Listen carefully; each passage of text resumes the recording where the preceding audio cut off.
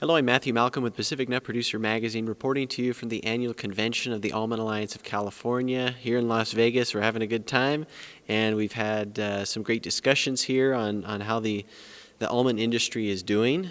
It's grown tremendously over the years, and the Almond Board has been working really hard in conjunction with the Almond Alliance of California, and wanted to talk specifically about aflatoxin, that natural contaminant that we've been trying to bring those levels down through our navel orange from control and usage of AF36, and so wanted to see how we're doing. Are we having rejected loads, or how are we doing as far as our relationships with other countries as well in that regard? Well, first of all, it's great to see you, Matt, and actually be standing next to you rather than on a Zoom conference call. But I think we've got some really good news related to where we are with aflatoxin. There have been a lot of changes in some of the tools that are available, and I would say growers continue to do a really good job in trying to avoid insect infestation and damage in the crop, and that's really where it starts, where the control starts. And then from a handler perspective, being able to get that damage out of the consignment that they're going to be shipping. So we're actually seeing in Europe, where we have a pre-export program, we've had very few rejections this year, and I would say that we're quite pleased with the way that's progressing. And then what are we doing in these other countries with relations to keep the exports going? You mentioned in the presentation the percentage level. What was that of actual aflatoxin that's really going out normally? Right. Yeah, in Japan, that's probably been the market that we've looked at the most closely. There's actually been 100% inspection of imported almonds in Japan, and this goes back years, mainly because they're just concerned about contaminants in the crop. But even with 100% inspection, we're seeing less than 1% rejected consignments.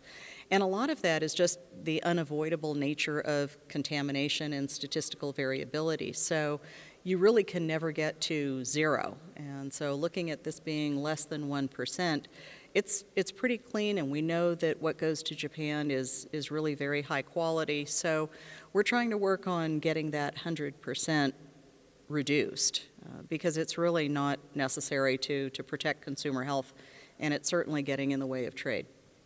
So what are some of the next steps that we're trying to take to keep our markets open and accepting and try to reduce that that 100% inspection rate? Because I feel like that would slow us down, right? Yeah, and it adds cost, and that's something that nobody can afford right now. Basically what we're doing is we're working with U.S. Department of Agriculture, their offices in Tokyo, and also with the Foreign Agricultural Service in Washington, D.C. We're working with Ministry of Health in Tokyo to be able to provide some of this data to show what procedures are in place, but also to show them what's done in other countries, so we can basically provide that comparison. I think what we're looking at is, as U.S. government looks at their trade agenda and negotiations, say for a Japan Phase 2, we're keeping them apprised of what's happening in Japan so that this whole issue doesn't get lost in the conversation. Right. And one last thing. So what else can growers and our handlers do, other than what they're already doing, to help in the conversation? I'd say more of the same. Just really be sure that orchard practices are being done to ensure that we're getting mummies out, that we've got a really clean crop coming into handlers, and then handlers are doing a lot more to really screen out insect damage, and that's really the best way to try and manage an aflatoxin issue. Awesome. Well, thank you, Julie. We appreciate the efforts of the Almond Board of California. Pleasure. And glad to be here together again and read more about these things in Pacific Nut Producer Magazine. I'm Matthew Malcolm, CaliforniaAgNet.com.